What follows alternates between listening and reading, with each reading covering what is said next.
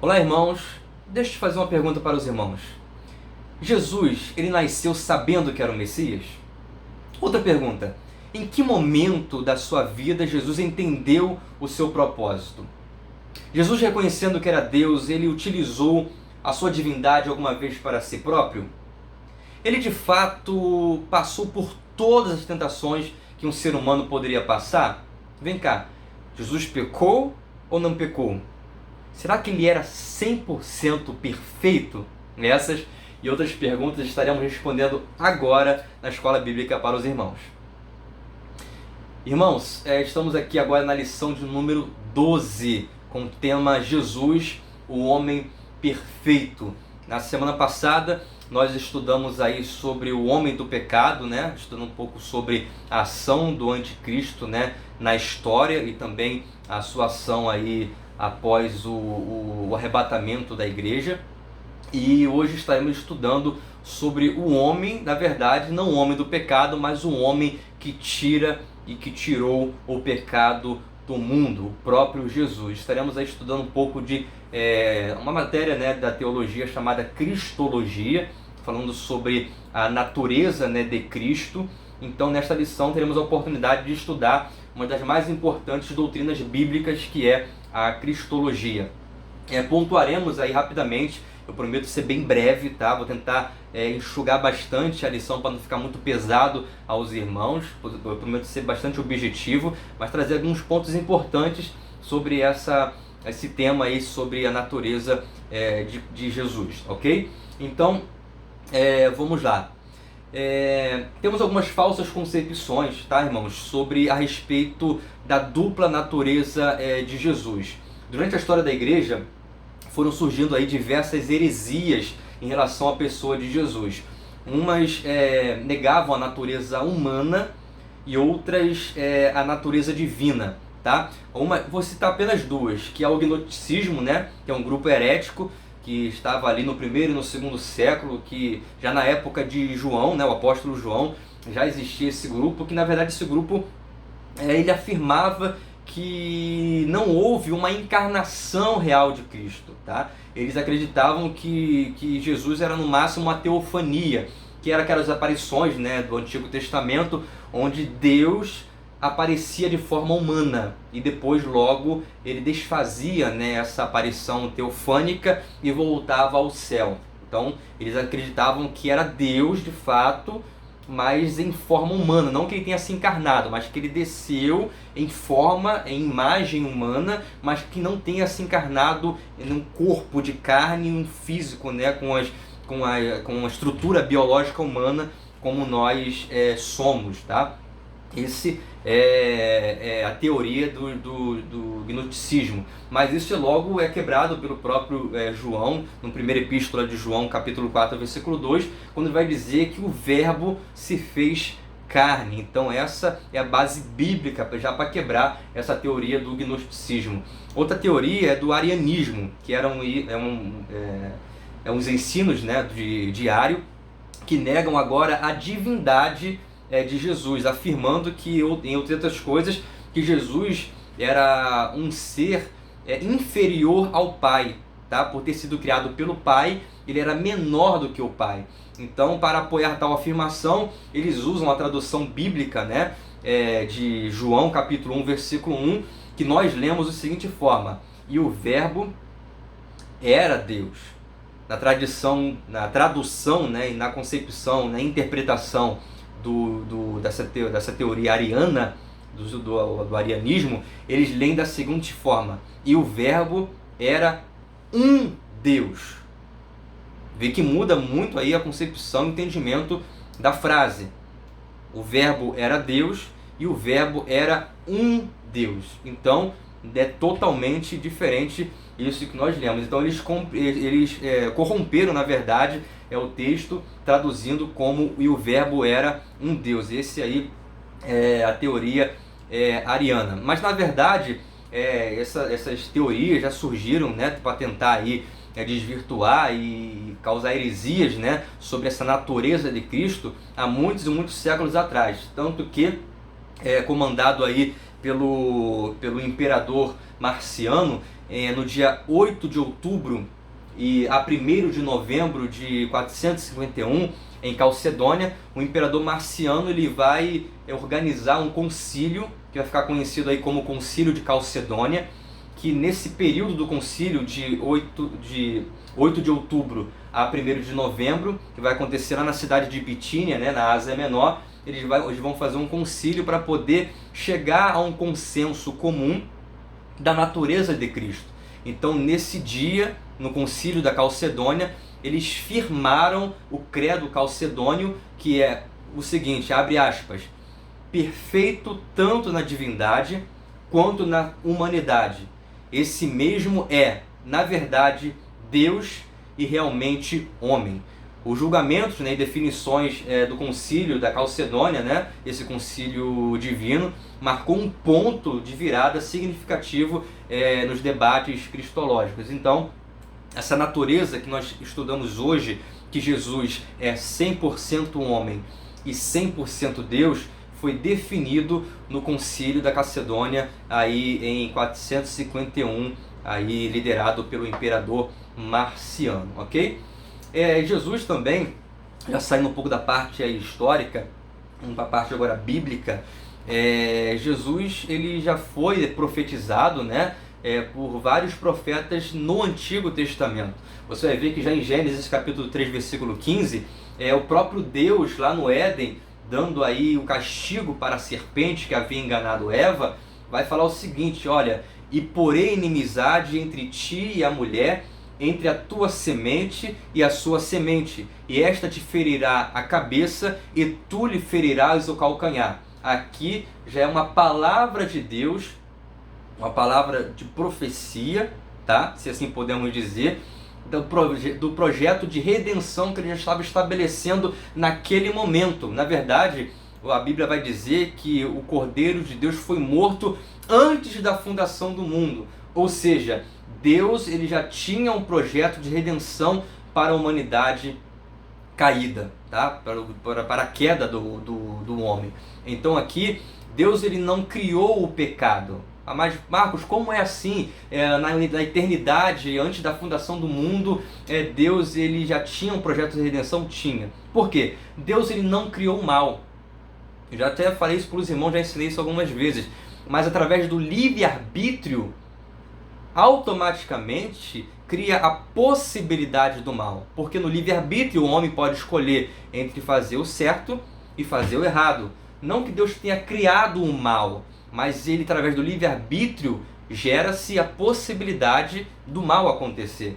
Então, por isso que o Cordeiro de Deus já foi morto antes da fundação do mundo. E ali no Éden, ele estabeleceu, através desse versículo 15 do capítulo 3 de Gênesis, a profecia de que do ventre da mulher nasceria um, que ela feriria o calcanhar, mas ele esmagaria, mesmo com o calcanhar ferido, a sua cabeça, que aí é um tipo, né, e uma exemplificação do que Jesus fez com o próprio Satanás na cruz, né? A morte de cruz, que mesmo ferido, com os espinhos na cabeça, com lança ao lado, com cravos nas mãos e nos pés, ele ferido, ele através de sua morte, ele venceu o diabo e esmagou a sua cabeça, ok? E outro texto muito interessante, que o próprio Jesus vai falar, mas como assim Jesus de fato era divino, para poder quebrar essas heresias e expor essas heresias aí? O próprio Jesus ele vai falar que ele era divino, vai falar sim. O próprio Jesus no seu ministério, quem vai relatar isso é João no capítulo 17, versículo 5, olha só o que Jesus vai dizer na oração para os seus discípulos, no versículo 5 do capítulo 17 de João. E agora, glorifica-me tu, ó Pai, junto de ti mesmo, como aquela glória que eu tinha contigo quando antes de o mundo existir. Ou seja, Jesus falando, Pai, glorifica-me agora como antes, como a glória que eu tinha antes que o mundo existisse. Ou seja, ele falou, eu de fato era divino. Ou seja, eu tinha a minha glória, mas, como o próprio profeta vai dizer, né, que ele se despiu da sua glória. Jesus ele vai se despir da sua glória para poder nos dar a vida eterna, que ele vai tirar, vai se esvaziar da sua glória para nos dar a salvação. Então aqui o próprio Jesus, ele vai dizer isso, que ele não tinha a sua glória ali com ele, mas ele estava pedindo para que o seu Pai lhe enchesse de glória como a glória que ele tinha antes que o mundo existisse. Então, só para dar uma pincelada aí rapidamente, nas profecias, e de fato aí, o que foi profetizado sobre Jesus antes mesmo de ele existir. E a Bíblia vai dizer, isso é uma matéria que nós estudamos muito na faculdade, que Jesus ele veio na plenitude dos tempos. Gálatas 4:4 vai falar sobre isso, que ao chegar à plenitude dos tempos, enviou Deus o seu Filho nascido de mulher. O que é a plenitude dos tempos? Deus, ele foi orquestrando o universo, orquestrando a terra e principalmente o lugar onde Jesus iria nascer, na Palestina, preparando um cenário político, preparando um cenário social para que o seu filho viesse à terra. Então tudo estava preparado. Então o que significa plenitude dos tempos? O tempo certo, o tempo determinado para uma missão. Para o apóstolo Paulo, a expressão plenitude dos tempos indica a origem de uma decisão primordial. Ou seja, como seria isso? Uma data marcada por Deus Pai, o tempo determinado e pré-estabelecido por Deus, com o qual Deus, pelo fato de enviar a pessoa de seu Filho Jesus Cristo, transforma esta ação em um acontecimento histórico. Então, a plenitude dos tempos foi essa, quando os tempos todos, o tempo voltou para Belém, ali onde Jesus nasceu, e toda a terra circunvizinha, todo aquele ambiente ali, seja político, espiritual, social, estavam preparados para receber o Messias. Então, isso é a plenitude dos tempos. Jesus veio na plenitude dos tempos pré-estabelecidos por Deus, ok? Agora, deixa eu começar já aqui, provocar um pouco os irmãos. Vem cá, quando Jesus nasceu, ele nasceu sabendo que era o Messias? Um bebê de dias de nascido, será que ele tinha essa ciência? Eu sou Jesus, eu vou salvar o mundo, eu vou morrer por morte de Cristo. Será que Jesus, bebê, por ele ser 100% homem, 100% Deus, ele tinha essa presciência mesmo com dias de nascido? Eu acredito que não. Eu não vou entrar muito nesses detalhes porque a Bíblia ela não relata e não traz detalhes da infância de Jesus. A Bíblia apenas no capítulo 2 de Lucas vai falar no versículo 1 sobre o nascimento de Jesus. Aí já no versículo 8 vai falar sobre os pastores, que foram lá na manjedoura onde José e Maria Jesus estavam para visitá-los. Depois no versículo 21, que se não me engano já é de 7 a 10 dias depois, vai falar sobre a circuncisão e a apresentação de Jesus no templo. No versículo 25 vai falar sobre Simeão e a profetisa Ana, que estavam esperando também o Messias, lembrando que esse tempo aí é após o tempo do período interbíblico, onde o povo de Israel ficou aproximadamente aí 400 anos sem haver voz profética em Israel. Então houve aquele famoso, como dizem, o silêncio profético, não havia voz profética em Israel, e Simeão e Ana estavam esperando a vinda do Messias. E no versículo 39 do capítulo 2 de Lucas, vai falar sobre o menino Jesus no meio dos doutores. Aqui ele já tinha 12 anos de idade e já podia entrar no templo para poder debater as escrituras com os doutores. E a própria Bíblia diz que ele já chamava a atenção dos doutores pela sua intrepidez em poder aí ter a capacidade de tão novo debater com os doutores, e todos ficavam espantados, abismados, surpresos com essa espontaneidade de Jesus e a graça que ele tinha para poder ensinar, indagar os doutores, explicar as escrituras. Então eu acredito que essa questão da sua missão ele foi entendendo com o desenvolver de sua vida. Que em ano isso acontecia? Quando ele tinha 5, 6, 7, 8, não sei. A Bíblia não relata. Então, como diz o nosso pastor Moisés, nós não podemos afirmar com certeza o que a Bíblia não diz com clareza, mas eu acredito sim que nesse momento aqui, quando Jesus está ensinando aos doutores no templo, eu tenho certeza que ele já sabia a sua missão, tá? Ele já sabia a sua missão. Então, no capítulo 2 de Lucas, no versículo 40, vai dizer o seguinte: e o menino crescia e se fortalecia em espírito, cheio de sabedoria, e a graça de Deus estava sobre ele. Sabemos que quando o anjo Gabriel veio trazer para a mãe de Jesus, Maria, a notícia do Salvador, do seu nascimento, Maria foi cheia, foi coberta da presença do Espírito Santo de Deus.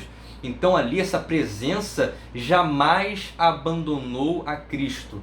Ele foi crescendo com essa graça divina. Então aqui eu acredito que nesse momento ele já estava entendendo sim o seu propósito aqui na terra. Outra pergunta: em que momento da vida Jesus ele entendeu o seu propósito? Eu acabei de responder. Ele disse, olha só o que vai dizer em Lucas capítulo 2, versículo 49. E ele lhes disse: por que é que me procuráveis? Ou seja, Jesus havia subido ao templo com os seus pais. Os seus pais voltaram para a sua casa numa caravana e esqueceram Jesus, não perceberam que Jesus não estava com eles. Voltaram desesperados para o templo, encontraram ele ali ensinando na sinagoga. E quando perguntou por que ele tinha feito isso, Jesus respondeu para eles: por que é que me procuráveis? Não sabeis que me convém tratar dos negócios do meu Pai? Olha aí. Jesus está falando e entendendo o seu propósito. E a Bíblia vai dizer que ninguém entendia o que ele estava falando. Eu acredito que quando ele falou, não sabes que me convém tratar os negócios do meu Pai, eu imagino até, nada me impede de imaginar que talvez algumas pessoas que conheciam a Jesus e sua família, porque nesse momento José, ainda nas Escrituras, é dado como vivo, porque volta José e Maria para procurar Jesus na sinagoga. Eu imagino que, como José ele era carpinteiro, eles estariam pensando que Jesus estava falando talvez algo sobre os negócios de carpintaria do próprio José, o pai de Jesus, o pai adotivo, porque sabemos que ele foi gerado pelo Espírito Santo de Deus no ventre de Maria. Mas eles não entenderam o que estava acontecendo, e sempre a Bíblia vai dizer que Maria, a mãe de Jesus, guardava sempre isso no íntimo do seu coração. Então aqui Jesus já entendia o seu propósito. Ele já tinha uma comunicação, uma intimidade com o Pai, porque aqui ele vai dizer já que ele tinha tratamento, tinha uma responsabilidade e tinha um propósito para com os negócios do Pai, o seu Pai Celestial, que nós entendemos hoje, mas naquela época eles não entendiam isso, entendeu? E no versículo 52 do capítulo 2 de Lucas vai dizer o seguinte: e crescia Jesus, agora detalhe, não vai dizer mais como no versículo 40, que o menino crescia. Agora no versículo de número 52 vai dizer o seguinte, não chama mais de menino, vai falar o seguinte: que crescia Jesus em sabedoria e em estatura e em graça para com Deus e os homens. Ou seja, ele não tinha apenas a intimidade de Deus, com Deus, ele tinha também o reconhecimento dessa intimidade também com os homens, porque os homens estavam reconhecendo que de fato Jesus era um homem diferenciado, uma pessoa diferenciada que se destacava entre as crianças de sua idade, tá? Então eu acredito que Jesus começou a entender o seu propósito aí, tá? Nesse contexto, nesse entorno aí de sua idade de 12 anos, ali ele começou a entender, porque é de fato onde temos o registro do que ele estava fazendo, o que estava acontecendo, ele mesmo dizendo que ele estava vindo para tratar os negócios do Pai. Então nesse entorno aí, quando Jesus está indo à sinagoga ensinar, eu acredito que através dos registros nós podemos entender que ele já entendia aqui o seu propósito. Agora, Jesus, outra pergunta muito interessante, eu fiz questão de trazer para os irmãos. Vem cá, Jesus, ele reconhecendo que era Deus, ele utilizou de sua divindade para si próprio? Ele poderia fazer isso? Ele como Deus, agora ele já entendendo, é 100% homem, 100% Deus, ele entendendo o seu propósito, entendendo quem ele era, entendendo a sua missão, ele poderia utilizar da sua divindade, do seu poder para si próprio? Não podia. Não podia? Não podia. Por quê? Ele estaria quebrando um princípio. Porque Deus enviou ele, o Filho, né, para poder vir e ser 100% um homem. Embora ele operava milagres e maravilhas e prodígios, grave isso daqui. Todo milagre que Jesus realizou foi para o bem e para o favor daqueles que o procuravam.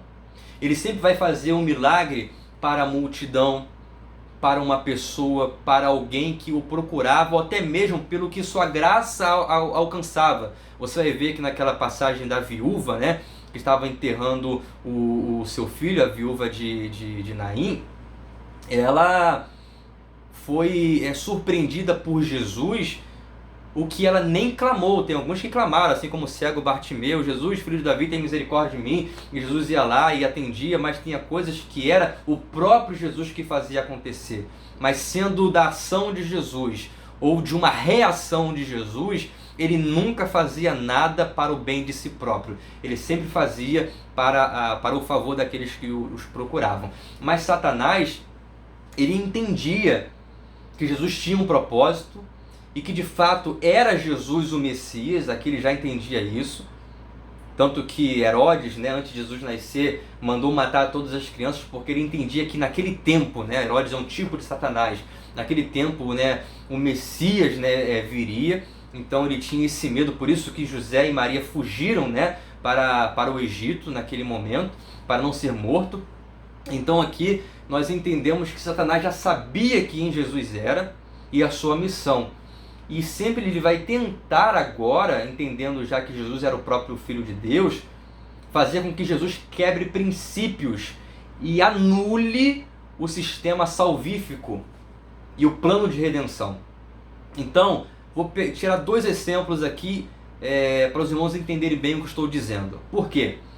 Ele jamais poderia operar um milagre para si próprio, como eu acabei de dizer, porque estaria quebrando um princípio, porque Jesus teria que morrer como um homem, como 100% homem, tá? Jesus ele tinha que vir à Terra, morrer como 100% homem, para que o projeto salvífico, né, que é aquele tipo do cordeiro que era no Antigo Testamento, era morto, tanto que também Isaac, tá? Era um tipo também de Jesus, porque Isaac ele já era adolescente, não era uma criancinha como muitos filmes mostram. E ele, mesmo seu pai sendo velho, se Isaac quisesse se desvirtuar do pai, se soltar, empurrar o pai, sair correndo, ele iria fazer. Então Isaac é um tipo de Jesus. Isaac ele se ofereceu para deitar no altar de holocausto para ser sacrificado por Abraão.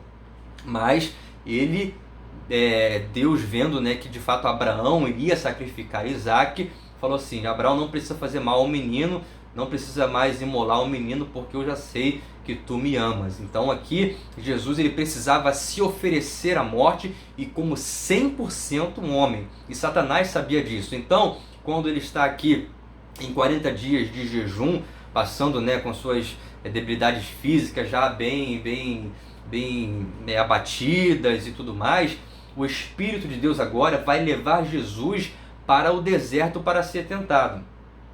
Sendo que o deserto, ele não é um lugar apropriado para Satanás para que venha tentar o homem.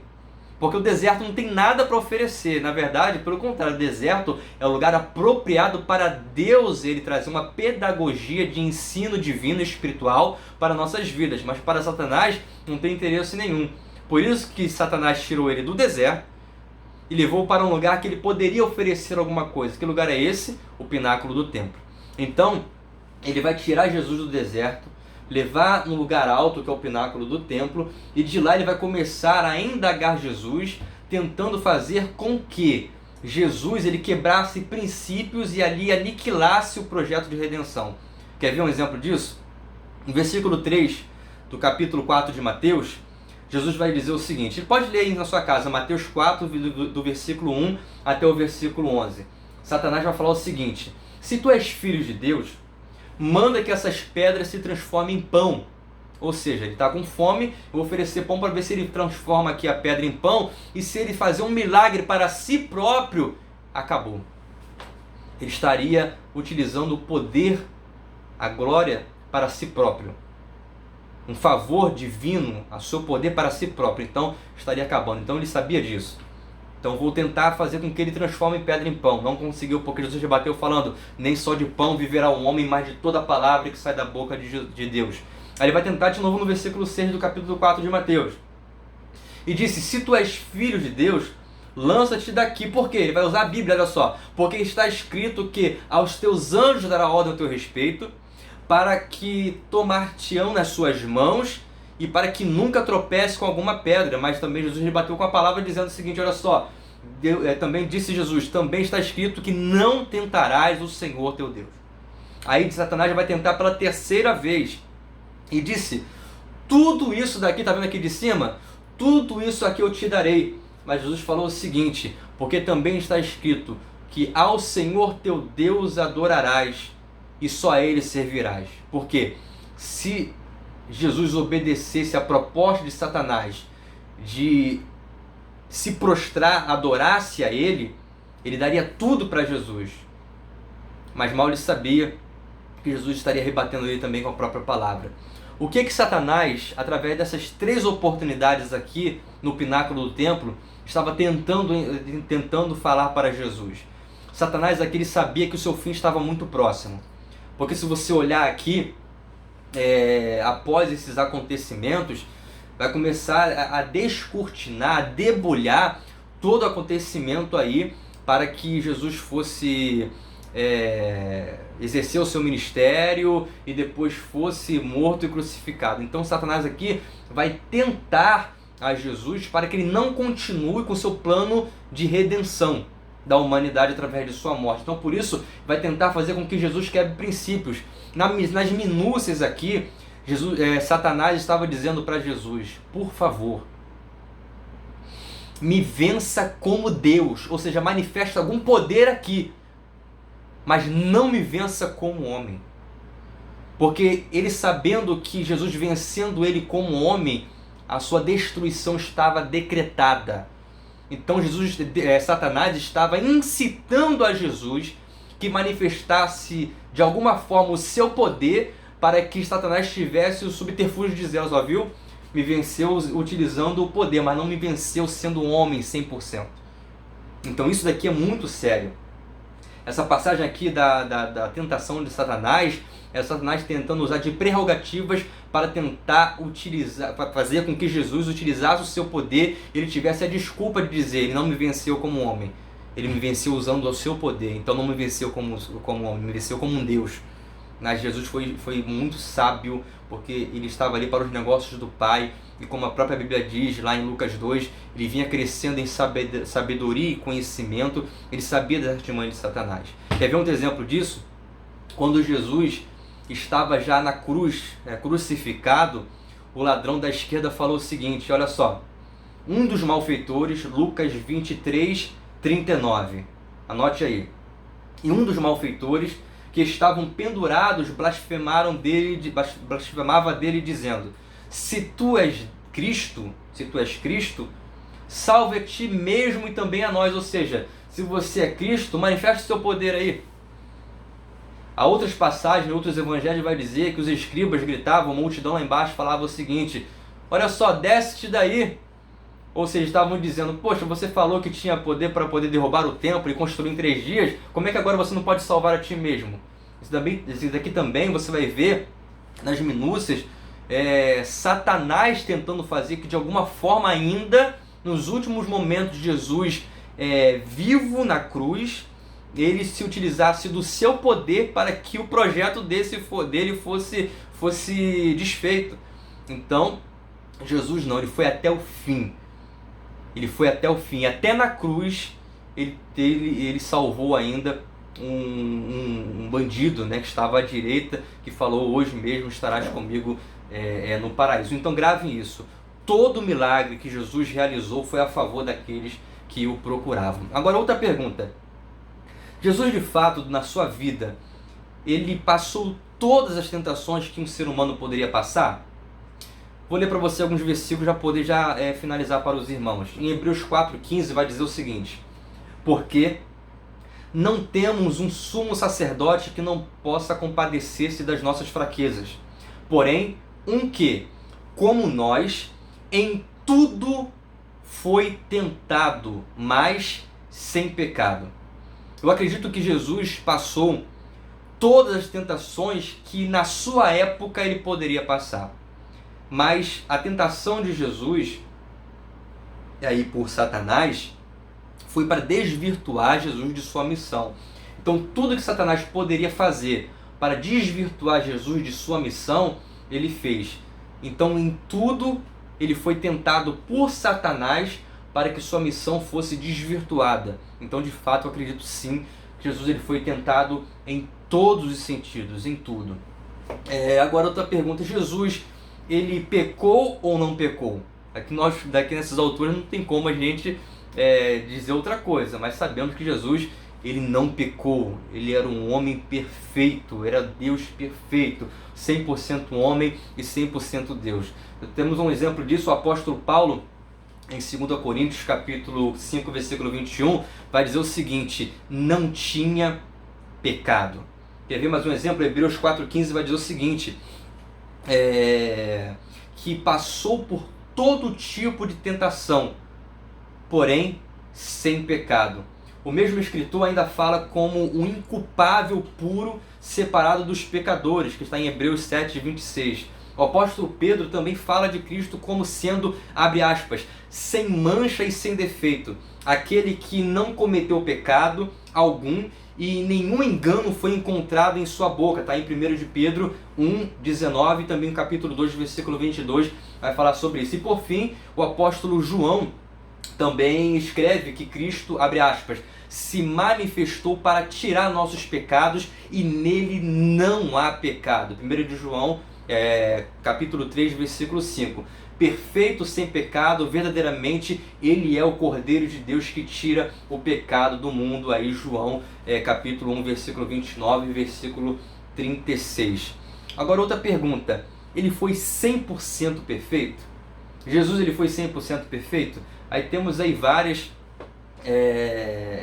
passagens bíblicas, né, para poder simplificar isso, mas já para finalizar, eu quero deixar para a meditação dos irmãos Filipenses capítulo 2, do versículo 5 ao versículo 11, que está escrito assim. Acompanhe comigo, se eu puder abrir a Bíblia e abra Filipenses capítulo 2, versículo 5 ao versículo 11, que diz assim: de sorte que haja em vós o mesmo sentimento que houve também em Cristo Jesus, que, sendo em forma de Deus, não teve por usurpação ser igual a Deus, mas aniquilou-se de si mesmo, tomando a forma de servo, fazendo semelhante aos homens, e achando na forma de homem, humilhou-se a si mesmo, sendo obediente até a morte, morte de cruz.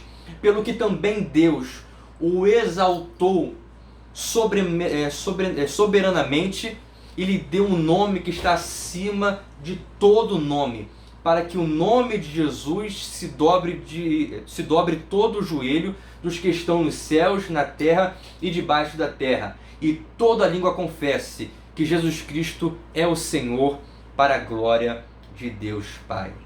Então, nós temos aí a prova, né, bíblica, né, histórica, que Jesus ele foi 100% homem, 100% Deus, sem pecado e 100% perfeito. E aqui eu quero concluir com os irmãos, agradecendo esse tempo que os irmãos dedicaram para estarem aqui acompanhando mais essa lição. Durante essa semana eu estarei disponibilizando a última lição da revista, tá bom? Para os irmãos, a última lição da revista está aqui comigo, vai ser um novo homem em Jesus Cristo, uma lição excelente também para todos nós. Eu concluo dizendo que Jesus ele veio com a missão principal do projeto de redenção da humanidade através de sua morte. A missão principal de Jesus era essa, o projeto de redenção da humanidade através de sua morte. E nos mostrar também, irmãos, que é possível em nossa humanidade e em comunhão com o Pai vencer o diabo, vencer a carne, vencer o mundo e no final de tudo isso ainda herdar o céu. Então, Jesus, o homem perfeito, é possível, ele nos provou isso, que é possível ser homem, vencer o diabo, vencer a carne, vencer o mundo, vencer as tentações, as astúcias de Satanás, as prerrogativas de Satanás, os desejos de nossa carne, as oportunidades que o mundo nos oferece, e além de vencer tudo isso, herdar o céu, porque ele veio, morreu, viveu como um homem, morreu como um homem, e também teve o direito de voltar ao Pai quando ele foi assunto aos céus. Então, essa é a nossa esperança, de viver aqui na terra, viver como homens dignos, aquilo que a palavra de Deus diz, homens irrepreensíveis diante de Deus, e sabendo que assim como Deus venceu, assim como Jesus venceu, nós também venceremos. Assim como Jesus em carne venceu o diabo, nós também venceremos se tivermos comunhão com Ele. Então agradeço os irmãos, compartilhem para os alunos aí da EBD, e essa semana a gente se fala aí, estarei adiantando a lição para finalizarmos essa revista que foi de muita importância para o nosso crescimento espiritual. Fiquem com Deus, se cuidem e fiquem na paz, tá bom? Forte abraço a todos, fiquem na paz.